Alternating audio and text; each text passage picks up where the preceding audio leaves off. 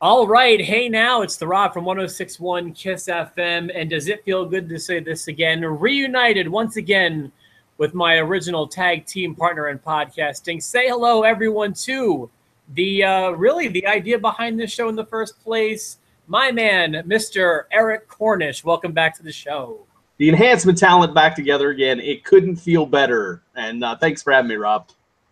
Oh, man, it is my pleasure. I'm happy that we're able to do this, to talk about wrestling again. And I always like getting your takes on wrestling. I got a chance to see you for the Royal Rumble, and I'm assuming I'll see you again for WrestleMania. But in the meantime, I always like to know what's going on with you and your take on wrestling. So real quick, you doing all right? Doing good. Yeah, I was actually down in the man cave over here checking out Austin's package. It's pretty nice package, actually. Yeah, but no, things are going well here in Louisville, and trying to enjoy as much wrestling as I can. I got to tell you, less and less than I used to, but I try to catch up on DVR if I can. Yeah, sure, I can understand that. It's real nice to have you back, and glad that things are going really well for you. We've got a lot to talk about as we are on this road to WrestleMania. Absolutely. Behind us. Real quick, what did you think of Fastlane? Because I've asked now the three people. So there was myself, the regular host Jerry. We had Mike on Monday. We had Steve on Tuesday. All of us agree it was a D+ show. Where do you fall? Yeah, I saw those shows. I got your rating of a D+. And the more I thought about it, I was like, man, the show's really got to be bad for me to rate a D+. But based on your all's opinions, you're not wrong. Like in that, it felt kind of like a SmackDown or a Raw. It wasn't anything that spectacular. I was excited about Owens and Goldberg, even though knowing probably what was going to happen and hoping it might have gone differently, but it didn't. So yeah, I mean, I don't think you're far off of the D+, to be honest with you. With that match, I never thought it was going to be a long match. It was always just how they're going to execute it. Yeah, I thought so too. I mean, I was thinking more of a disqualification finish, maybe an appearance from Brock. I always knew Jericho was going to be there, but I don't know. Somewhere in the pit of my stomach, I thought, okay, well, they're not going to do the same thing, but they did. And I mean, I don't hate it, but whatever. I mean, the Brock and Goldberg match could have done without the title, but there it is. Absolutely. Absolutely. I agree with that. And what did you think of, I'm curious as to your take on the Undertaker segment with Roman Reigns on Raw. I'm curious as to what you thought about that. I was super excited when the Undertaker came out to confront Braun Strowman, or at least it seemed that way. Yeah, that was my original. When Strowman left, I was not as excited. I'm not a Roman Reigns. I'm not a Roman Reigns hater. I'm a hater of the way he's been programmed. I think there's everything they try is not working because they keep trying the same things.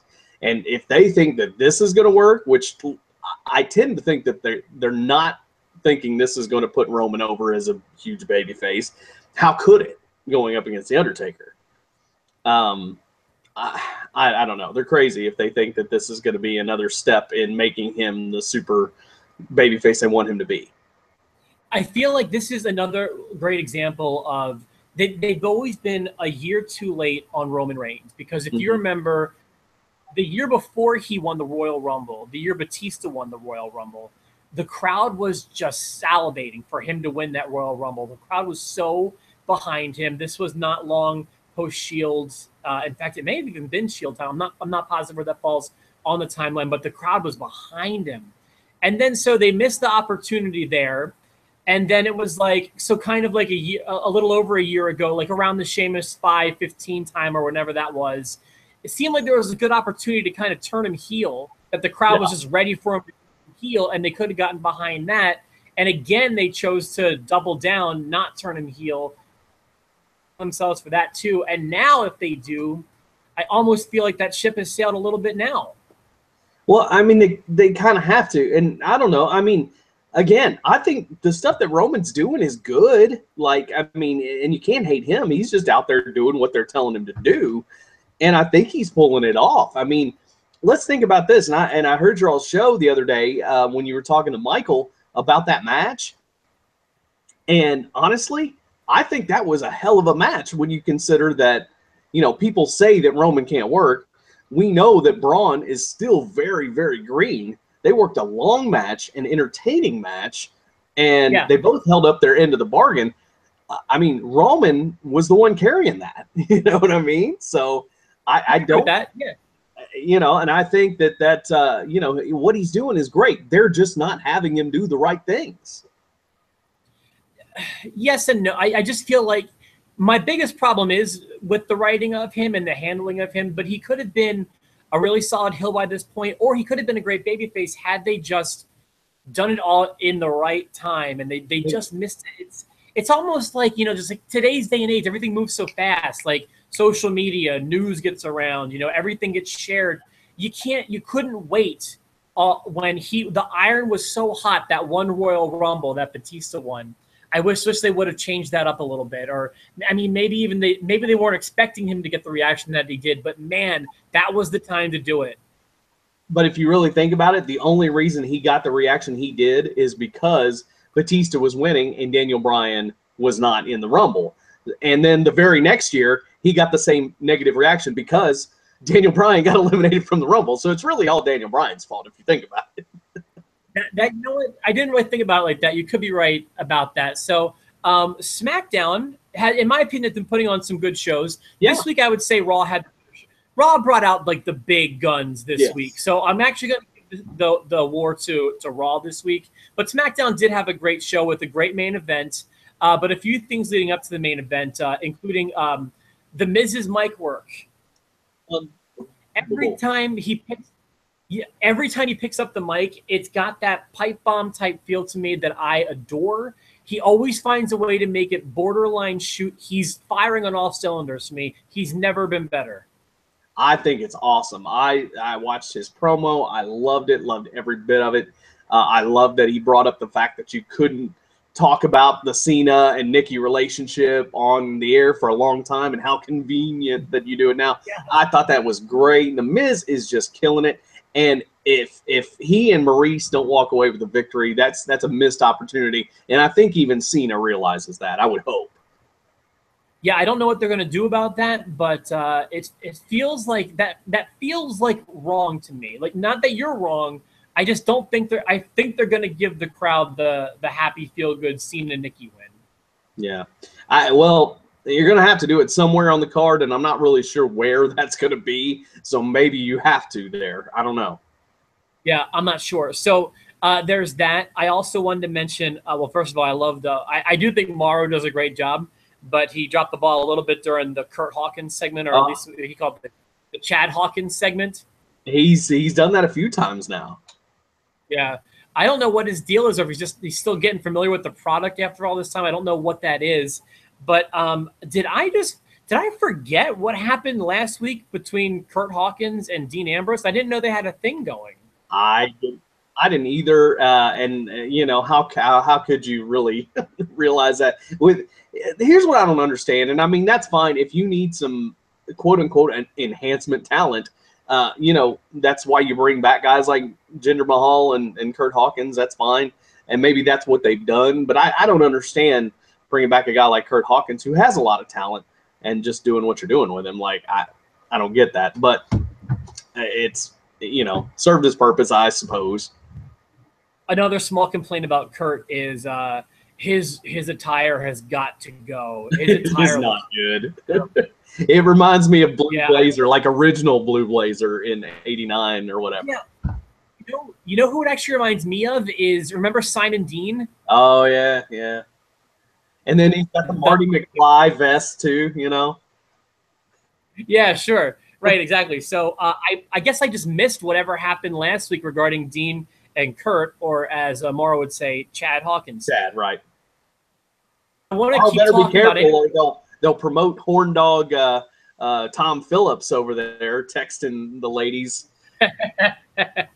Well, they need to promote him, or actually, I feel like, and get rid of Otunga. That four-man team, while it's not sloppy, Otunga is just so clearly a weak link on that show. Yeah, he needs to go. So I want to continue about Ambrose for a second.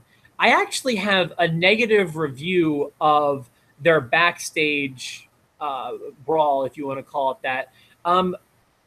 Something about the crowd, I don't know if they couldn't see it, but the crowd was silent during the backstage segment. Yeah.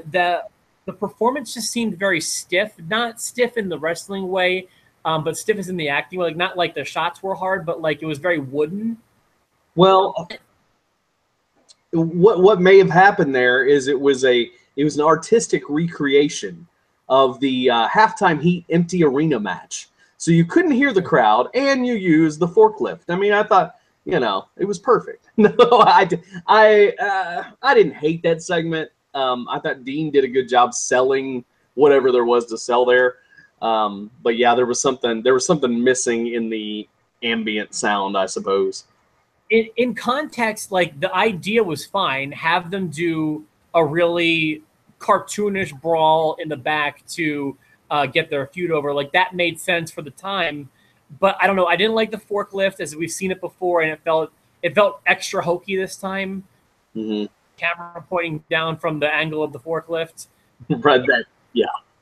The silence of the crowd. Something about it just really, really went flat for me. Yeah, I hate to say it. Those two guys, of course, Dean, who has fallen very far from where he was this time before WrestleMania last year, and you got Baron Corbin, who is trying hard. They're trying hard to make a huge star. Unfortunately, I think those guys will end up on the pre-show when it's all said and done. I haven't thought about that. I feel like their feud's going all right. They're both doing okay. But yeah, I mean, I feel like Dean falling is an interesting way of looking at it. I know he did have a world title run, and it went okay, I suppose, but I feel like this is more Dean's spot on the card. Well, I mean, now that there's two titles, consider he was champion when there was only one champion. You know what I mean? And he was also, right in the mix and looked credible heading into the match with Brock. Didn't come out of it that way, but ever since that, he's really just kind of been there. He's had some good matches with AJ, I thought, but other than that, he's just kind of been there. And as much as I like Dean, he's not where he needs to be. But that's kind of the same way with a lot of people on the card when you're looking forward to WrestleMania. Is we've got the opposite problem that we had last year. And last year, the problem was that everybody was hurt. This year, everybody's healthy, and so you're short on spots for guys like your Sami Zayns and your Cesaros and Sheamus and Rusev. I mean, where do those guys fit in this card? Yeah, there's a lot of questions like that, and I think I've got the answer coming up here, because this is another problem I'm having, and you can kind of apply this to the last three WrestleManias, the third being this upcoming one, but like 31, 32, and 33, I feel like, so lately, and really going back like a decade or so, they have this urge to get everyone on the show, and I get that, but I don't like when it becomes lazy. And all of a sudden, it's like, now we have an 8-woman match for the Smackdown title, and we know Raw's is going to be a 3 or 4-woman match. Like, I like it when it's more organic. I don't like when you force everyone on the show. Right. No, I hear that. And I don't think – oh, I'm sorry. Go ahead. I was going to say, especially when you sometimes talking about a 6-hour WrestleMania sometimes, like, I wish we could find different ways to get these people on the show as opposed to just – here's an entire roster match. Here's an Andre Battle Royal. Here's an 8-person ladder match for the IC title. I don't need all these multi-person matches. I mean, heck, look at, WrestleMania's 6 and 7, where they each had like 14 matches, and there was only 3 hours then. Right. Yeah, no, that's what I'm saying. I miss that kind of way. I just don't like when we shoehorn everybody in, that it gets too crowded. Right. I think where we will see this year, in the past we've seen some kind of a intercontinental or U.S. ladder match. That spot has got to be reserved for the cruiserweights this year, don't you think? Well, yeah. I mean, we got to find a way to get them on too. Plus, we have to make way for all these part-timers. Yeah, and I'm thinking we see maybe a 6-person ladder match for the Cruiserweight title, which would be really cool. And you've got your 6 main guys, I think, that are really standing out right now. Besides Neville, obviously, you've got your Kendrick Tozawa, you got Rich Swann, maybe TJ. You'd be looking at Mustafa Ali, those guys, and of course Austin Aries now, who is going to be the main favorite, I think. So I think that could be a standout match if they put that on WrestleMania. See, I don't mind seeing those people in a ladder match, but I feel like their title match might just be Aries and Neville. And that would be okay too. Yeah, that would be great, I think, also, especially if we don't have Aries wrestle anytime on the main shows before then. I think that could be pretty exciting.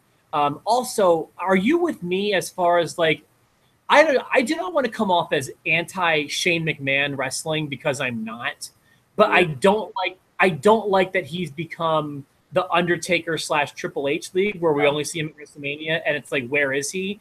That's annoying to me. And I don't like. I think it'll be fun with AJ, but I think AJ has so much more potential. I'll be honest with you, I haven't watched the AJ Randy match yet, but a match like that intrigues me. That's one of those that you haven't seen yet, and so to put it on SmackDown. The finish is on point, and I don't know if you've seen the finish, but the finish is awesome. Yeah. And go back, and when you do watch it, you'll want to probably rewind it a second time, third time. Watch the brilliant camera work. Mm-hmm. It's a live show, but the camera is like a third part of that equation that makes it just a thing of beauty that you'll want to watch again. Yeah, I can't wait for that. But that's kind of where I'm coming from. There is like a match like that would be great for WrestleMania or any pay-per-view instead of giving away for the first time on SmackDown. And I don't know why Shane needs to be a part of this. You've got all these guys; they're ready to work. I think the match he had last year with the Undertaker was enough, to kind of put that exclamation point. His sons got to watch him get destroyed and killed, and I hope this is not where he gets his heat back, to be honest with you. AJ's too hot. Yeah, and also, I was curious if you're in agreement with me. I enjoyed the Orton segment last week with the Sister Abigail and the burning down of the shed and all that stuff. Just thought it came at a weird time. I thought it came a little bit early. I kind of wish they would have played the whole Orton Wyatt thing out a little bit more. Yeah, this is the one angle I'm confused by. Like, I'm really confused by, because I kept thinking, well, the turn will happen, and I think if you show that when Randy shows that he's even more devious than Bray, and that's kind of what he did last week, but I thought it was anticlimactic. Like you said, it was either the wrong time to do it, or the way that he did it was, something that the fans couldn't get into. And who's the heel here? Like, I don't understand. Like, what exactly? I think it's Bray, but I was just missing that why. Like, I was kind of when he joined the family, but okay, he says if you can't beat him, join him, even though he was having no problem beating them.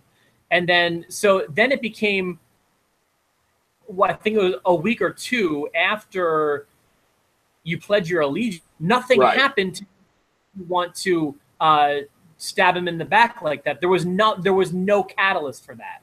Yeah, and I don't understand. Like, it was almost like they tried to swerve all the smart fans by jumping through all these hoops of who's the number one contender, and then it goes right back to Randy. And because think about this: how many different combinations have we been through since we started thinking it was going to be Randy and Cena? Right. Yeah. No, you're absolutely right. It's been like 4 weeks. And I kind of thought the money would have been on maybe inserting Luke Harper into this whole thing. Right. I mean, because Luke's hot right now. And now what's he going to do? Is he going to be in the Andre the Giant Battle Royal? He's probably not going to win it. Yeah, exactly. And that's where that's become the land of the misfit wrestlers, is just that Battle Royal.